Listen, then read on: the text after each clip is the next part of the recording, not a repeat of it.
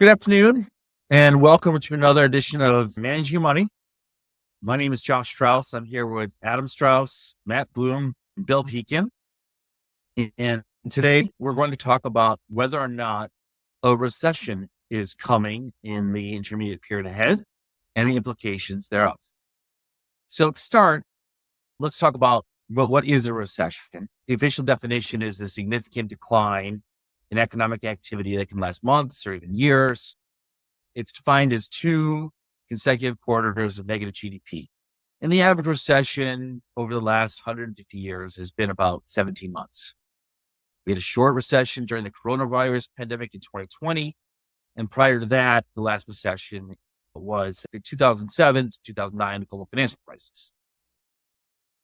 Right now, most experts believe that we're not in recession yet, but there's some risk that we could be heading for one next year.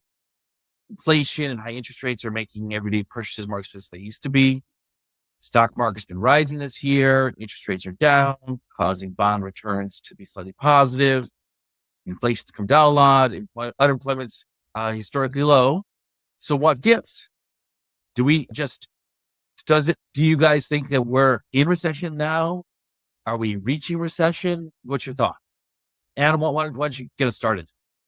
Can I just ask a quick question? Did you say inflation is historically low? Then unemployment. Inflation has come down a lot. And Unemployment is historically low. Got it. Okay. That makes sense. I am in the camp where I'm going to say, I don't know.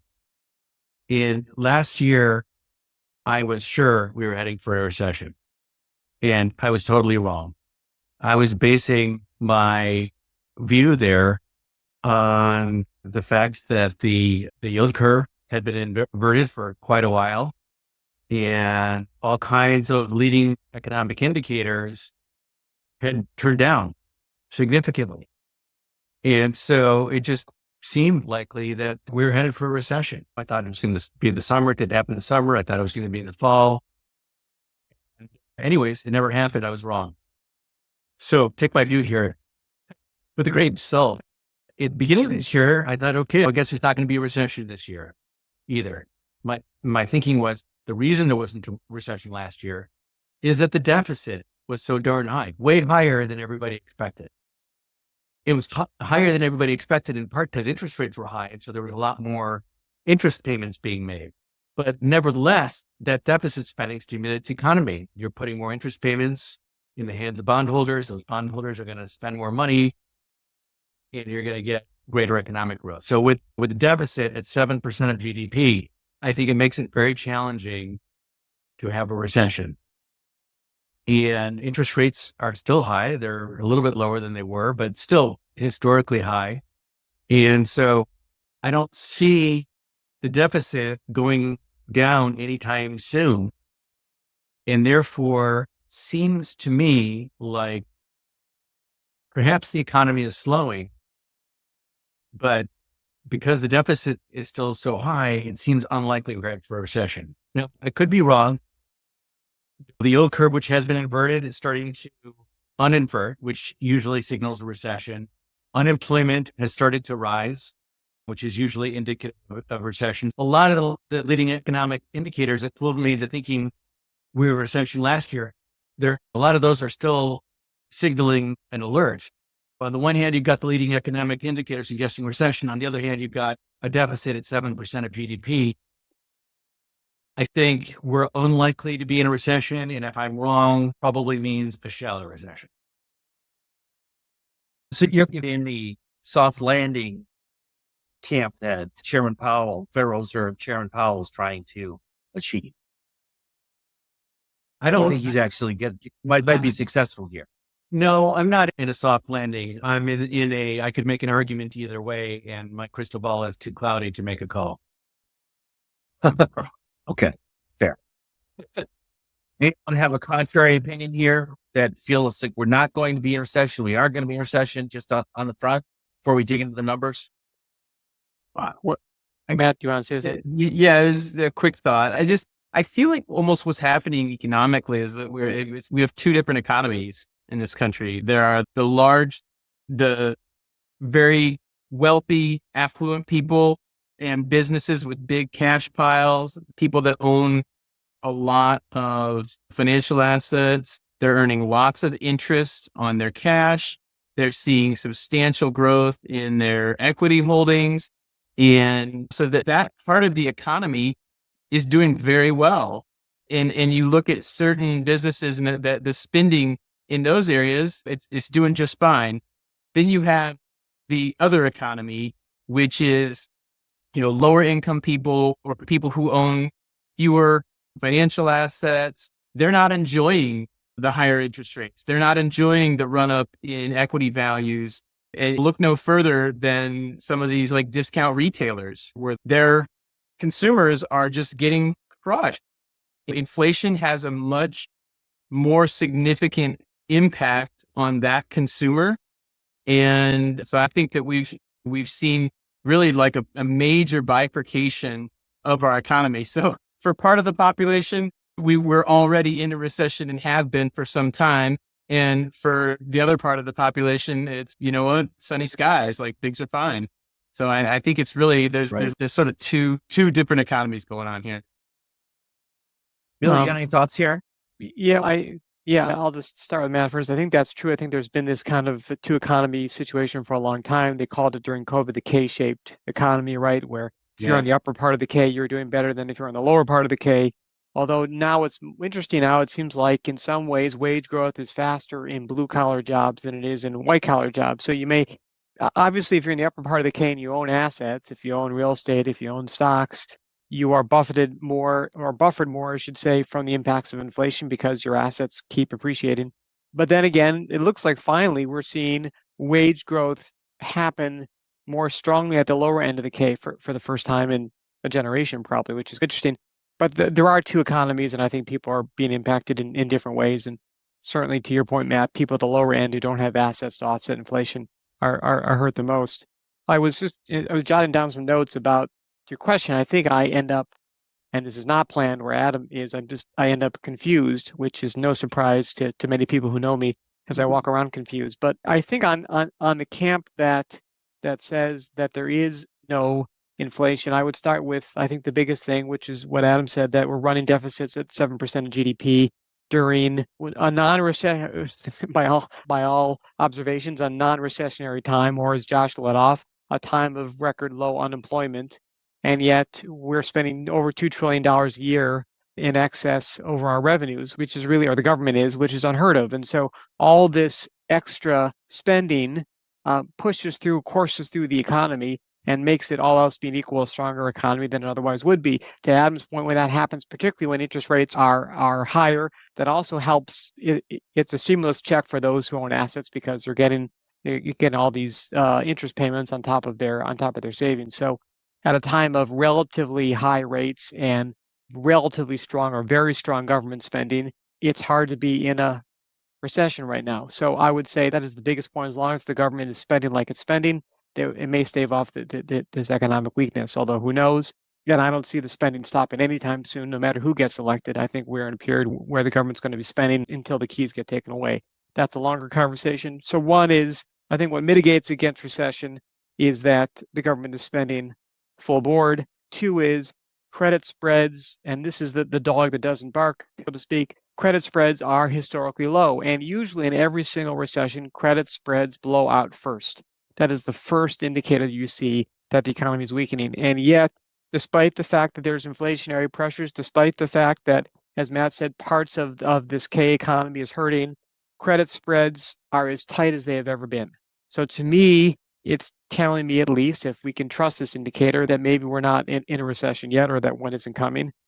As Josh said, unemployment is still historically at low levels. That is not recessionary. And the housing market is still relatively strong. Usually the housing market begins to crack, and you're not really seeing that. Maybe up some pockets here and there, but by and large, the housing market is robust. So all those signs are telling me that recession is not here.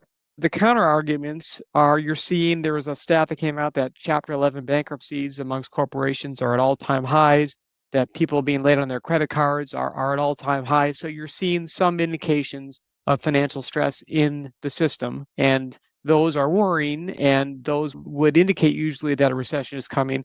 But against all the prior arguments that I listed, I still think the jury is out as to whether we're in a recession or not. And I would think probably not.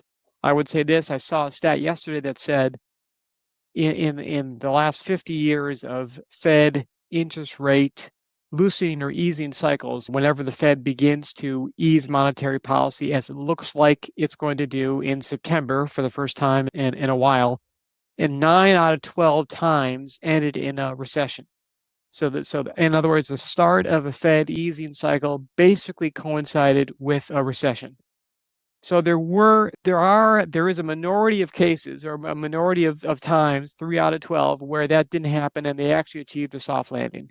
So it's possible right now that we're in that kind of that 3 out of 12 period right now. To Billy's point, I want to share my screen. Let's make this happen. Here we go. Okay. So first I'd like to show, this is economic data from the St. Louis Fed. This shows the credits over time. And going back, I could move this up a little bit. There we go. This is going back to 1998 or 97, I should say. And you can see credit spreads rising ahead of the 2001 recession. And then from 08, 09, it began rising and really spiked. And then in 20 as well. And to Billy's point, credit spreads, this is high yield spreads, are now stand at 319 basis points, or that's 3.19% above whatever the corresponding treasury would be, which is pretty tight. But beyond that, I want to talk for a little bit about the inverted yield curve. And I've got a chart I want to show about that. But the yield curve. Wait, and Josh, can I just run in just before you move on that topic? And I think that credit spreads historically for high yield bonds are about 380 basis. The average spread roughly is 380 basis points. So the fact that we're at 319 or 320ish means that we're below. For that's like the last 20 years. That means we're below average. So that goes to the point that spreads are relatively low still right now. Sorry to interrupt, but I just wanted to get that out there. Yeah. On the topic of these corporate spreads, since we're on the subject, we always hate to say it's different this time, but I wonder if it is different this time. And in saying that, what I mean by that is that over the last 20 or 30 years, the period of time incorporated in that graph, when you have a recession, what it meant is that revenues were down and it was going to become more and more difficult to pay off your debt, and therefore credit spreads went up, and therefore it became a recession indicator. What happens if a company shows a volume decline of 3%, but the prices in their industry are rising by 5%?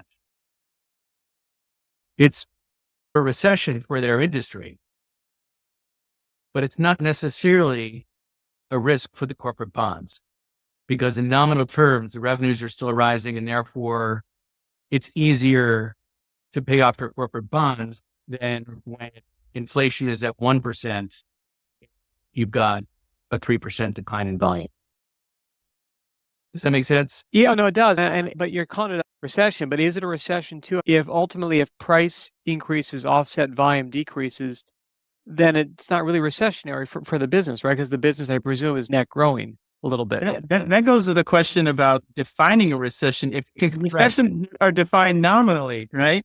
Which is a problem. Are they defined nominally? What's that? If they're defined nominally. They're defined nominally, right? And so you can have GDP growing nominally, but negative real growth, right? If you've got this you can have this like stagflationary type of environment where things are slowing down, like Adam's suggesting, in like a volume sense. But if prices are rising fast enough, you could still see a small positive nominal growth rate to keep you out of recession. But the real world it's not a good economy, right? So I think that's one of the really important things in this type of an environment where we do have relatively high inflation, though it has come down from its peaks, but it's still significantly higher than we're used to over the last 20 or 30 years.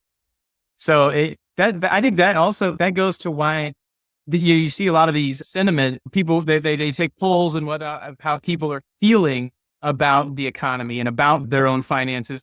and they tend to be pretty negative lately, despite the fact that technically we're not in it, or we haven't yet had the recession call. And I think it's because of exactly what we're describing here. We're seeing nominal growth, but that it's not necessarily strong real growth in the economy. I just looked up the IMF's definition of a recession, and they define it as 2 consecutive quarters of decline in the real GDP, inflation adjusted GDP. So the measurement is not nominal GDP, according to the IMF, it's real GDP. Okay. So, How does NBER define it? Is it the same definition? I don't know. I'd have to look. Okay. Fair enough. But anyways, So to Adam's point earlier about whether or not it's different this time about credit spreads, is that we've had 15 years for companies with crappy balance sheets to push out their debt at very low levels. Yeah. And you have a lot of highly levered businesses that are paying pretty reasonable coupons. Their bonds are not trading there, but the actual interest expense for a lot of companies is actually pretty reasonable. And obviously there's exceptions out there. You might not see, because credit spreads blowing out is a reflection of the probability of default. And if you don't have to pay debt for 5 years at all, your probability of default is probably pretty low. So it might, to his point, it might be a little different this time. It might not. Anyway. Yeah, no, I think that's a good point, Josh. And it's fascinating because we went through a period where unnaturally low interest, artificially low interest rates, I would argue, for a very long period of time. And everybody, it seems, or not everybody, but most corporations and most individuals termed out their debt at lower cost. If you had a mortgage, you probably refied at a lower cost. Most corporations did a good job of refinancing their debt at a lower cost. It seems like, to Josh's point, everybody secured their loans at these artificially low interest rates for, depending on the maturity, 5, 7, 10, or 30 years if you have a 30-year mortgage.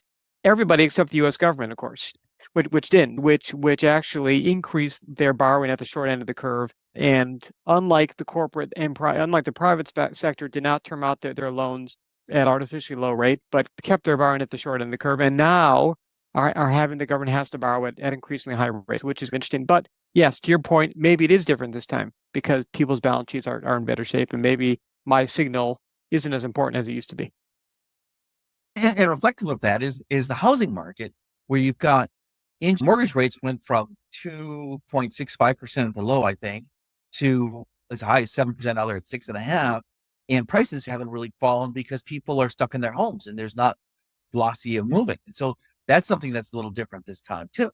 So yes, I would argue that, and we're still we're relatively undersupplied in homes still. Right? We're stuck. There's just not a lot of inventory out there. Yeah, those are related. Right. So that's also it's also a situation. Right. All right. Let's move on. Let's talk about the inverted yield curve. So I'll do a little intro here. Normally, the yield curve, which is the distribution of interest rates over time, typically of U.S. Treasuries, typically it's upward sloping. And that means that short-term Treasuries pay less interest typically than long-term Treasuries. Natural. Most lenders would require more interest to tie up money for longer periods of time. However, as I'll show you in a minute, the yield curve is inverted, which means that short-term interest rates exceed long-term interest rates.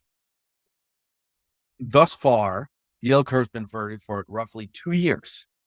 And the longest inversion in modern U.S. economic history transpired during the deep recession of 1981 and 1982. And that inversion lasted just 22 months. Okay.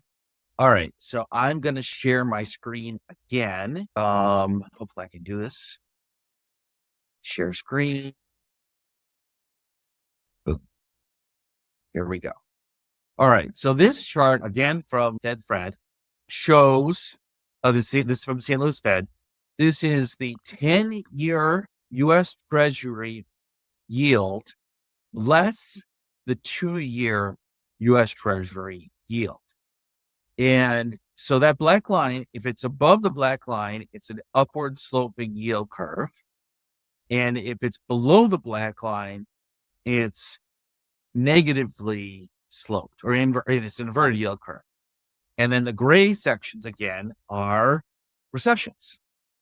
And you see when the yield curve is inverted, usually there's a recession a few months later.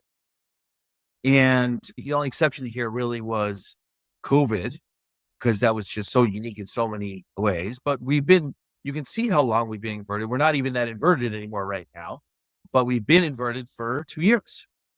Question number one, why do you think that the inversion of the yield curve has such an impact on recessions? And two, are things different this time? Because this has been so long that we're not been a recession yet. Who would like to tackle this first? We'll try. Okay, go ahead. The growth of the economy is hugely dependent on bank lending that goes on. Right. And the way that banks make money is they pay money at the short end of the curve. They pay short-term interest to deposits. And then they make money. When I go to the bank, I put money in my checking account, I get a certain percentage from the bank. And then they make money by making long-term loans. So they make money on that spread between the long-term and the short run. So in the short term. So when the curve is upward sloping, then banks can make normal levels of profit. And when the curve is inverted, then it's difficult for banks to make profits because they're paying high amounts of deposits and they're earning less on long-term loans. And I think theory is that when the yield curve is inverted, it squeezes banks' profit margins. It makes it more difficult for them to earn profits on loans, and therefore they pull back on their lending activities. And that pullback in lending activities causes the economy to slow, or in the case of recession, to shrink. So Causes the recession to shrink. it causes the recession to happen. That's what happened here.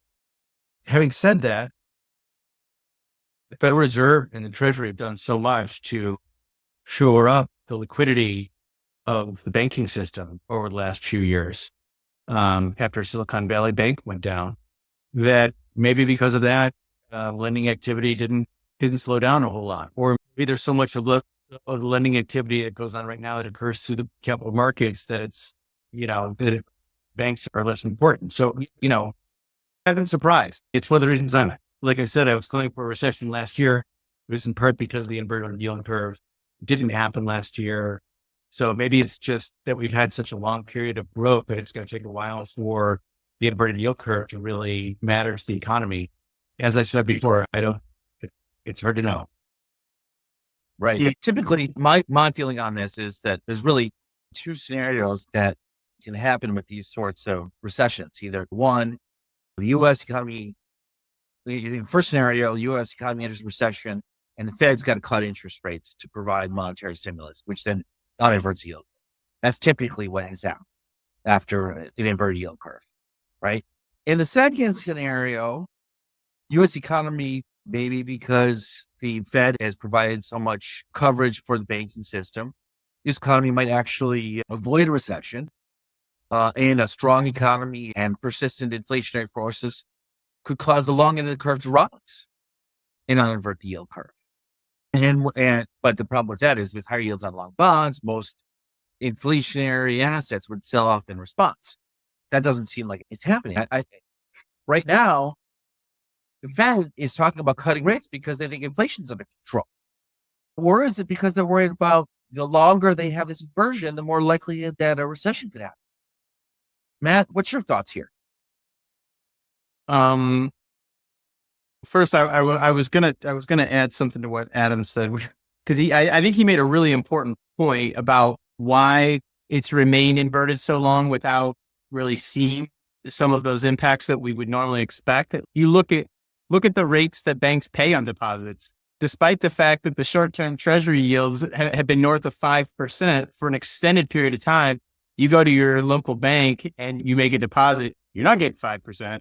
You're not even getting 1%. They don't want your deposits. They don't need them. Like Adam said, they had their balance sheet shored up so nicely that they had all the liquidity they needed. So they didn't have to borrow effectively from people in order to make those longer term loans. They were able to keep lending and paying effectively nothing on the capital that they were using. Banks have remained in really good shape as a result of that.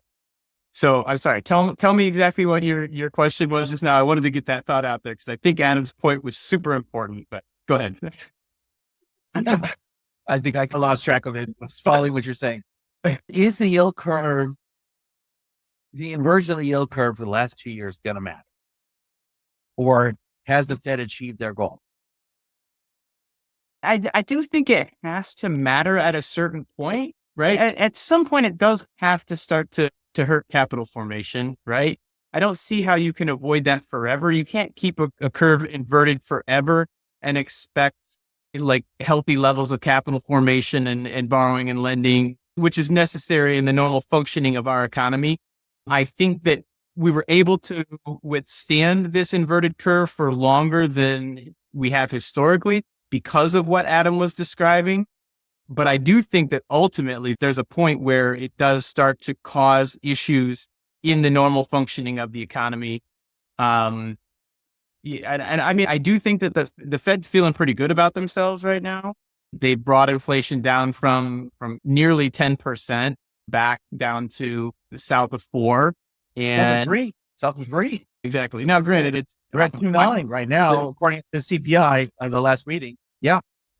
Yeah. Granted, it's off a higher base, right? So the impact is still, but the rate of change has come down significantly. But it's still high. But it's still high. It's still high. Absolutely right. That's the thing. They love to toot their horn about how they've tamed inflation and whatnot. And in reality, we have all this accumulated inflation from the last 2 years, and it's still well above their target rate of inflation. So it's still high. I think the Fed, though, feels good about where they are. They think that they've beaten inflation. I think that's still up in the air personally. And I think it'll be interesting to see what happens if and when they do cut in the near term, because inflation could very easily take back off. And so that's the big risk here. Like the Fed is, I think, stuck where if they don't start cutting, I think you're going to start to see more of these recessionary indicators. One of the big reasons that we started getting such loud talk about a rate cutting. In fact, there was talk of an emergency cut as a possibility. You had these pretty rough jobs numbers. You had this huge downward revision in the jobs number. So we're starting to see some of those softer economic indicators. And so the Fed, I think, feels like it's time for them to start lowering rates, because if they stay where they are with this deeply inverted curve, then they would start to get in trouble economically. But if and when they do start dropping rates, you're going to see a weakening of the dollar. You start to see the inflation potentially picking back up. I think they're in a difficult spot. But I think that ultimately, to answer the question, yes, the inversion of the yield curve does matter. It can't stay that way forever, though it has stayed that way longer than we've seen historically. That was helpful. Before you jump in, jump in, Billy, just to reference, I wanted to share, Matt had talked about the jobs numbers, and this is data from Bloomberg, and which comes from the Department of Labor, and it shows the jobs numbers in the last year. You've got the orange job lines, the 3 months moving average, and importantly, you've got the light blue line, which is the 2018-2019 average monthly change, just showing how much below we were of kind of a normal, strong economy that we had not unimpacted by the coronavirus pandemic. This is a reflection of people who are focused on recession say the July numbers were terrible. And they're bad numbers. And the markets reacted and that pretty poorly for a few days right after this came out. Anyway, Billy, you were about to say something about the inverted yield curve. Go ahead. I'm sorry. Yeah, no, that was a really good chart. Yeah, I'm all over the board here. There's so much to talk about. I think I agree with a lot of what has been said already. I would maybe take bridge a little bit or have a different point of view on the word kind of shore up the bank's balance sheets, only because I think what the Fed really did was shore up is charitable. What the Fed did was take the bank's assets trading at 75 cents on the dollar and allowed them to bring it in and get par for it, which is unprecedented, really, except for maybe the crisis of 0809. If the Fed hadn't, and yes, the net result is that the balance sheets were shored up, but we had a massive intervention when Silicon Valley Bank failed for the Fed to come up and, yes, indeed, shore up all the balance sheets of the bank. And so the banks are healthy only because of this intervention. And so that's one thing that is different this time when the Fed didn't do that before in other crises. Two, as we were talking about before, Adam talked about in every other, Josh's chart showing that every other time the yield curve inverted, it was followed by a recession. If you go back those 40, 50 years, we weren't running deficits at the level that we're running them today, right? We've never had deficit spending and aggregate budget deficits at the level we're doing today. And I feel like the Fed is in a rowboat, or the mental image I have is the Fed is in one side of the rowboat and Jerome Powell's on the other side of the rowboat, and they're rowing against each other. Powell is rowing forward and the Fed is rowing backward. And despite what Powell is trying to do, really can't get anywhere because the Fed is more powerful, it's bigger, and therefore it's spending so much money that I think that some of the effect of raising interest rates or this inverted yield curve is neutered by the fact that the Fed is spending so much money. We're running deficits at such a high level. You mean the Treasury is spending so much money? The federal government. Yeah, yes, the Fed. Yeah. So I think there are cross purposes. And the deficits are so big now that the Fed is so powerful. And so before that, when the curve inverted like that and interest rates were jacked up and there was no counterbalance of major Fed spending, yes, the economy got weaker, and that was a true sign that we were headed into recession. But now you have these countervailing forces that are meeting each other in the middle, and I think the Fed is a stronger force, and therefore pushing the economy stronger, and therefore we may not be in a recession because we've never seen this level of spending before in peacetime. So I think that's one. And two is, I would say, as someone said the word, it might be different this time only because the inverted yield curve started just after COVID, right? And I would say COVID and the recession that followed and the stimulus that followed is totally different than anything we've seen before. What we've never in modern times, at least the last 100 years, shut down the economy for a prolonged period of time. We have no historical data going back to almost 1918, but even then, I don't know how relevant that is to today's economy.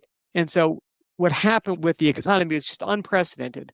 And so the shutdown, the reopening, the amount of stimulus, I think this is anomalous. I think it is different. And I think that maybe this inverted yield curve is given a false signal because it was born in such a way that was so different than prior inversions.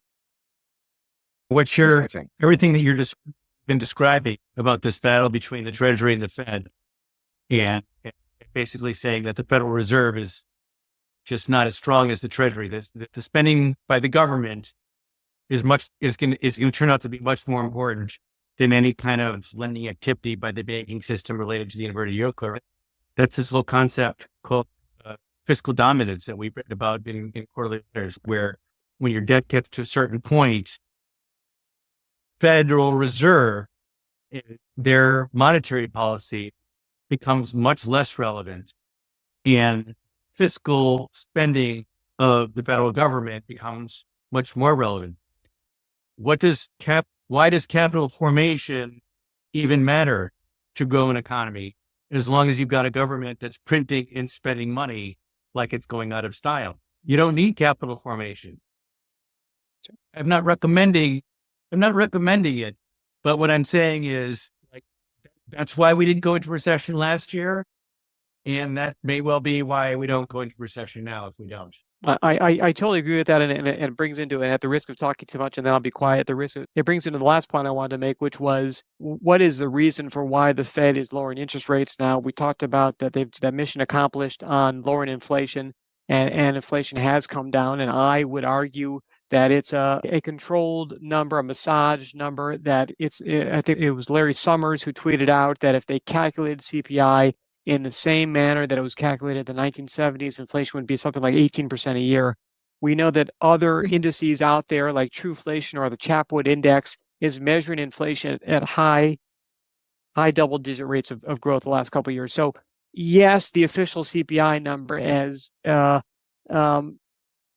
challenged as it is and as controlled as it is, showing a decreasing rate of inflation. But I would argue that's really not a true number anymore, that it is a managed number.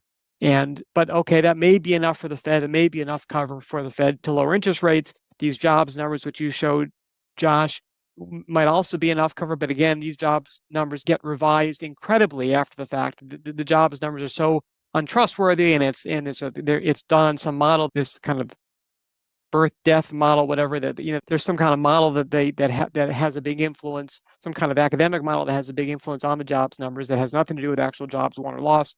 So that's a number that's also massaged. And so therefore, what is the reason why the Fed is lowering rates? And I would argue, it's with Adam's point, is that they have to finance the government at some affordable rate, right? If we are in fiscal dominance, if we're spending so much money, if there's no end to our spending, and then if now we see our interest costs at these elevated interest rates because the Fed did not term out their loans like everybody else did, they kept it at the short end of the curve. That's a different story as to why. But now we see that average annual interest costs for the federal government are north of $1 trillion a year, or close to 5% of GDP, which is off the charts historically. If that's the case, then I think the Fed, their quiet third mandate is to keep the government funded at some reasonable rate. And I would argue that's why the Fed is embarking on a Fed easing cycle. That's an excellent segue to the next topic, which is in relation to with Fed funds rate and interest rates. There's a couple of things that I'd like to share. So let's start with, I'm going to share a historic chart of the Fed funds rate to give you just a sense of perspective, right? So again, this is from the St. Louis Fed.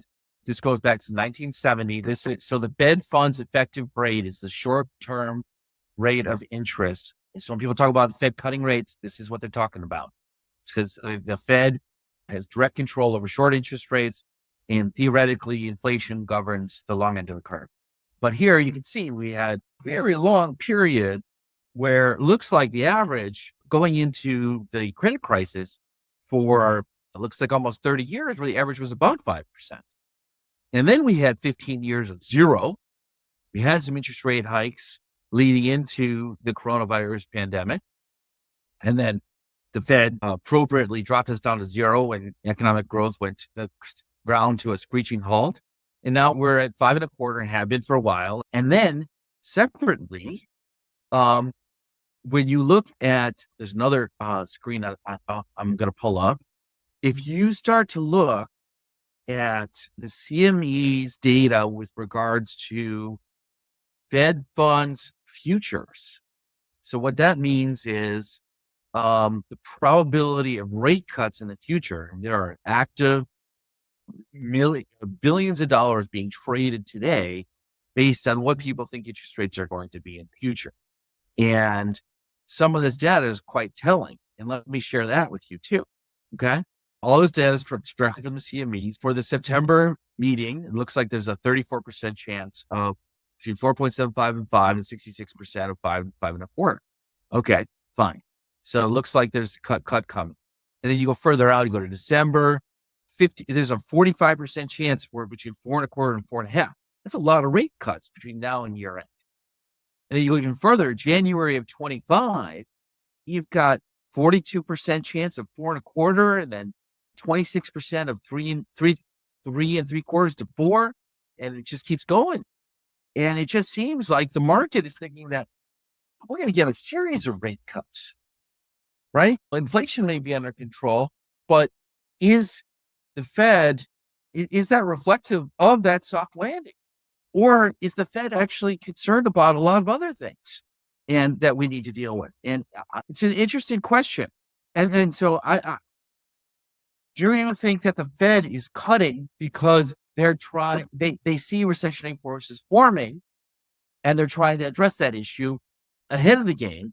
And the market is saying these cuts are going to be, there's going to be a lot of these cuts, of significant amount. Thoughts?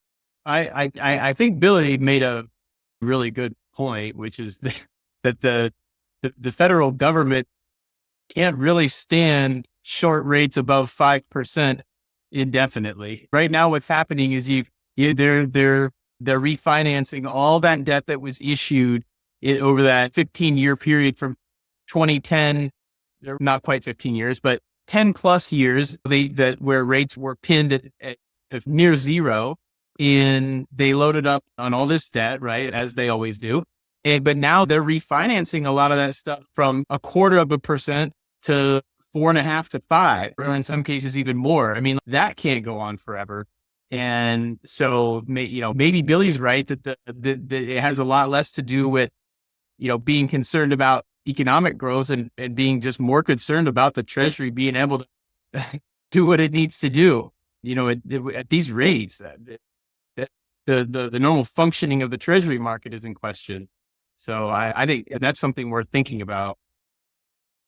And then, of course, there's this conspiratorial thoughts that I'm not saying this is true. I'm sure there are people in the world saying this, that Powell is getting prepared to cut rates to juice the economy right before the election, because there's a lot of people in government who want to keep Trump out.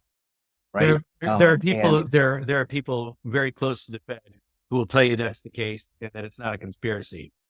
They've talked, who basically say that Jerome Powell is not a fan of Trump and is reducing rates purposefully before the election in a way to not make it seem like he's tipping the election, to keep the economy and the markets strong going into November. Jeff, you said earlier that the Fed's going to be feeling pretty good. Well, I would think that Jerome Powell... I'm sorry, say that again, Adam. You said earlier that the Fed's going to be feeling pretty good right now. I said that. Oh, Matt did. Matt said Fed's going to be feeling pretty good right now. I would think that Jerome Powell is going to sleep, getting about 2 hours of sleep every night.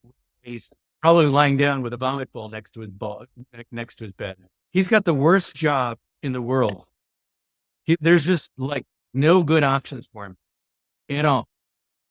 And but that's not the message that they proclaim in the media. Okay? I understand. They've got to project confidence like bad dad Bob. Their situation is about as dire as Saddam Hussein's right now. The U.S. government is in a really bad place. Federal Reserve is in a really bad place. It's just a matter of time before the Federal Reserve has to cap interest rates at a level well below inflation. It's going to decimate bondholders when that occurs, and it's going to cause a significant depreciation of the dollar when it occurs. And it's all a matter of when, not if. And it might be starting now. I don't know if it's now, if it's 6 months from now. I don't think it's 6 years from now. I think it's going to be measured in months than years. The time to keep interest rates high to stop inflation, it's coming to a close. And the time where interest rates are going to be capped well below inflation, it's going to be starting soon. And we need to be ready for it with our client portfolios, because I think that's what's coming. So I want to talk about how you position accordingly in that. But before we do, I'm thinking about, Dan, the question is, will there be a recession in the near term? And so let's walk down the path, assuming that Adam's theory is correct, right? And there's plenty of compelling evidence for that. If he is correct, it'll be bad for bond. But won't it be good for the economy? Will GDP be reasonable because borrowing rates for Walmart will remain low, or will credit spreads spike from where they are right now to the market rate of interest for Walmart because it's a corporate bond? Like, how does that play out? When inflation is high and you have to hire people who are constantly changing prices on your shelves or the prices on your restaurant menus because prices are going up so quickly, it's not good for the economy. It might solve the recession. It might solve. What? The recession is coming, and in part will reflect itself in the. What I'm hearing is the recession is coming. Maybe not next year, but it's coming. And when it comes, we're going to see fiscal dominance in that the government will cap interest rates, will have significant inflation, bondholders will get hurt, and inflation will hurt everybody. I'm not necessarily saying that recession. I'm not necessarily saying recession is coming. I don't know. I mean, that's going to get defined by real GDP. Yes, eventually a recession is going to happen. Yeah, just 2 quarters of negative GDP. 50 consecutive quarters. That's the technical definition. But your question implies that a recession is the trigger for the Federal Reserve to finally cap interest rates, and it may be, but it may be other. I think it could be other reasons. Maybe.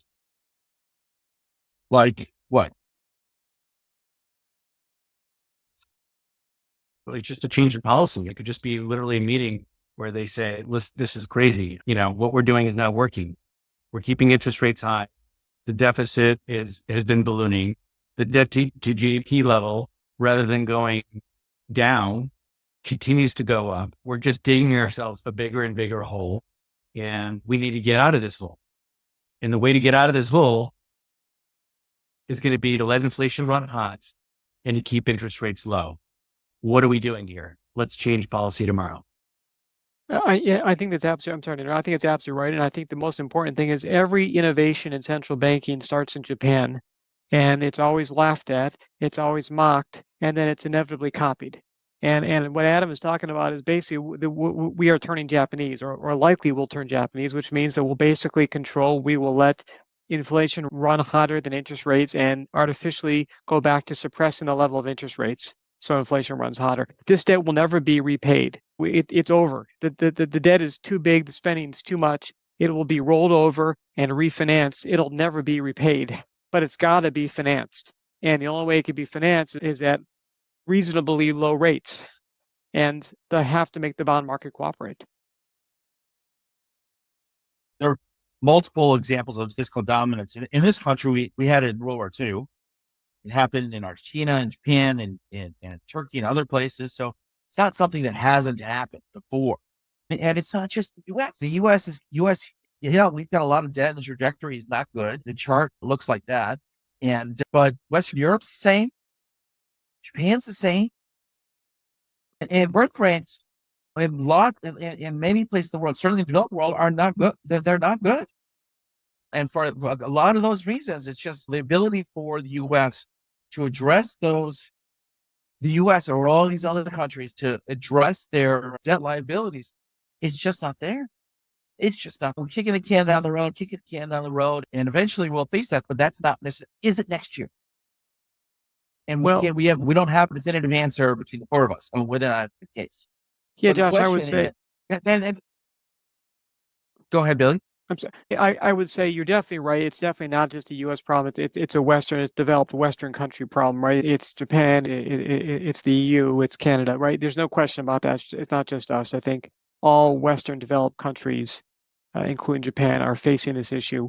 We also did experience it, as you're right, after World War II, and we did implement yield curve control. We did freeze interest rates for 8 to 10 years following World War II. That enabled us to get our debt down. Now, that was an unusual period where the world was obviously decimated, and the U.S. was the major economic power of the world, and we were able to grow our way out of it. But that was an unusual period. We're likely not going to be given that opportunity this time around. At least I hope not, because I don't want a war like that. I'm banking that's not going to happen. And so therefore, in the absence of a World War II-like situation or World War III-like situation, how does the U.S. get out of this debt trap? I think it becomes Japan, where they have to control the yield, where the debt just keeps going higher, the spending just keeps going higher. It doesn't mean the end of the world, but it likely means a stagflationary, slower growing economy like Japan has, and probably a weaker currency. Now, to get back to your question of how do you orient portfolios in this environment, I have two things. That's my final question. Yeah. Okay. I have two things to comment on. The first is, I think, I'll come full circle here. It really depends on the answer to the original question of this talk. Are we going into a recession or not? Because if the answer is yes, then it's likely very bad for stock prices. Historically, when the Fed has started an easing cycle, when in coincident with a recession, stock prices usually go down. That's historically what has happened for a period of time. If, however, a recession is avoided, then I would assume that equity prices in this inflationary environment will continue to grind higher. And therefore, in other words, if there is a recession, portfolios should be more risk off and more conservative. However, if there's not a recession, then the opposite, then you should be more risk on and more aggressive and more equity oriented, because I think what you're seeing today is going to play out going forward. Now, I think the other bugaboo out there, a big risk out there, is the future level of inflation, because you could have something that happened in the 1970s, which looks like may happen here, where inflation got high in the early 70s. The Fed raised interest rates. They was mission accomplished. They called mission accomplished on inflation. Equity markets roared back after an initial sell-off, just like 2022. And the Fed thought inflation was beat. And of course, inflation came roaring back in the mid to late 70s. And we had a horrible bear market. So the thing that I worry about, again, is that we're calling mission accomplished on something that might not be mission accomplished. And whether we're in recession or not ultimately doesn't matter, because inflation may come back stronger than we would all like. And that would be negative for stock prices. And I think that is a negative, although that is probably a year or two away. Now, I'm going to share two charts with you just quickly, if I may, and to illustrate why I'm worried about this. So now this first chart this is from GovCal Research. I'm a big GovCal fan, an independent research provider that we subscribe to. And this first chart shows, and this is a little bit dated, so forgive me. I was looking for the more updated one. I couldn't find it. But basically, this basically says, hey, okay, again, this is taken from 2022 at the start of the Fed interest rate cycle. So this blue line is not relevant today, because this really should be, if we're up-to-date chart, up to this 5% level. But basically, you saw that to tame inflation in the 1970s, we had to raise the federal funds rate well above inflation and keep it there for an extended period of time. And obviously, Fed funds rate stayed above the rate of inflation for years, starting in the early 80s. Years. We now have decades. Yeah, for decades. Now, today, of course, we still haven't gotten Fed funds over peak inflation, which was something like 7 or 8 or 9% done in 21 and 22.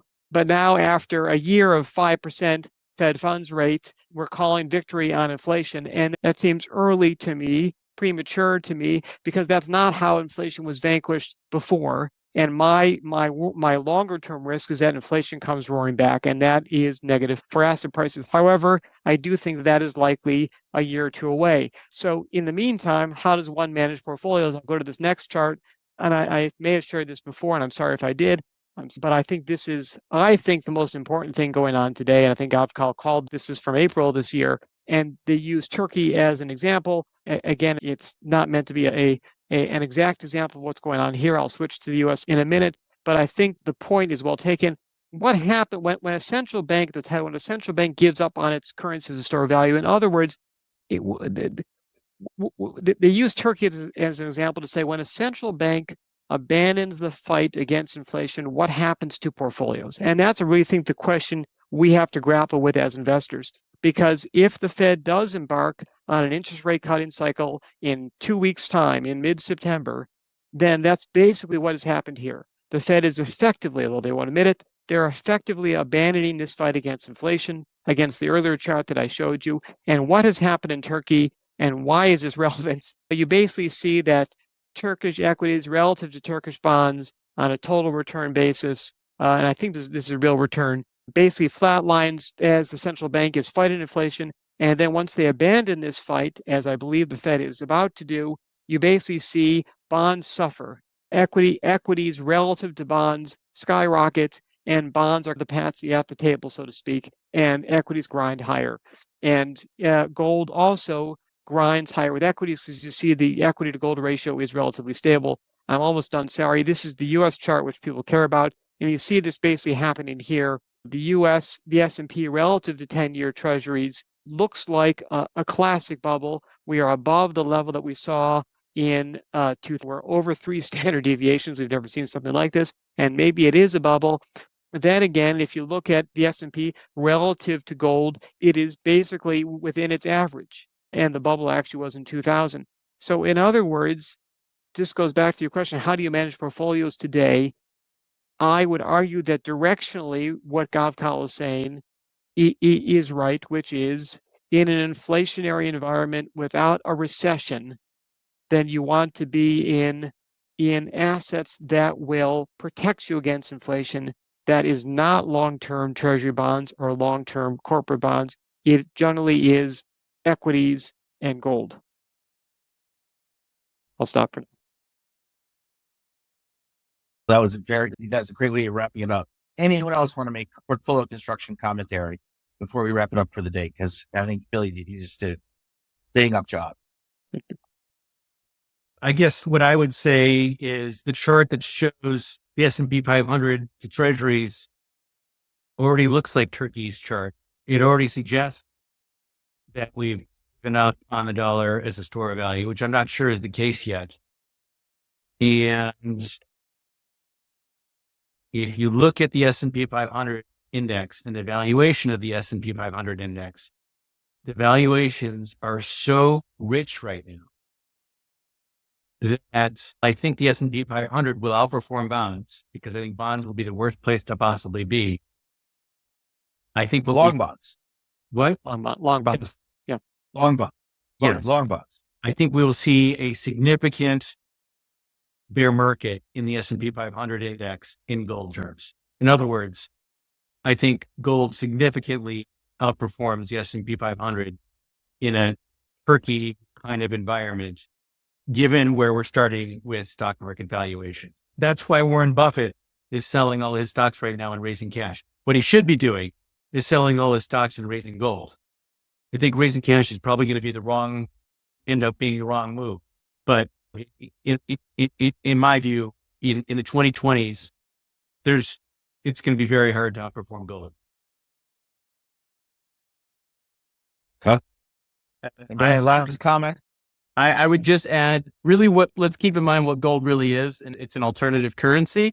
And so I would say the other play there is just to own foreign assets, right? Emerging markets, assets that are denominated in currencies that are not feeling the same forces that the dollar is. The dollar has been really strong, a lot of global currencies, and I think we're seeing that reverse now. And I think going forward, in addition to owning, like Billy saying, you want to own equities, you want to own real assets, you want to own gold, and I think you want to own foreign assets where you haven't seen this humongous bubble inflated in valuations, and you're gonna get the benefit of a currency that's not suffering from the same issues as the dollar. I think those are great points. At the risk of staying too long, I'm going to share one last chart with you because I can't help myself, and then I'll be quiet, because that's a really good point. And forgive me for the quality of this chart. It's a little fuzzy, but Adam brought up something that I think is important. And this shows the S&P 500 that is denominated in dollars in blue line. I think this is since COVID started. So since 2020, the total return of the S&P 500 in dollars is up 75%. Through the end of May. When it's denominated in gold, this orange line here, or gold line here, it's only up 15 or 16%. And against Bitcoin, it's actually negative 81%. I'm not advocating to go and whole hog Bitcoin. We can disagree or agree on Bitcoin. We've already had a conversation about that. But the real point is that I was saying relative to gold, and I think if you go back 50 years, the S&P 500 in gold terms is unchanged. It's up a lot in dollar terms. It's literally unchanged in gold terms from point to point. And I think that this is the point, that denominated in gold, the S&P 500 is probably not going to do well. I think that's absolutely right. Wow. On that note, I think this is a good time to close out. I want to thank my fellow hosts, Adam, Billy, and Matt. This was just terrific discussion. And should any of you have questions about this topic or anything else, please feel free to reach out to any of us. And we hope you guys all have a terrific day. Thanks very much.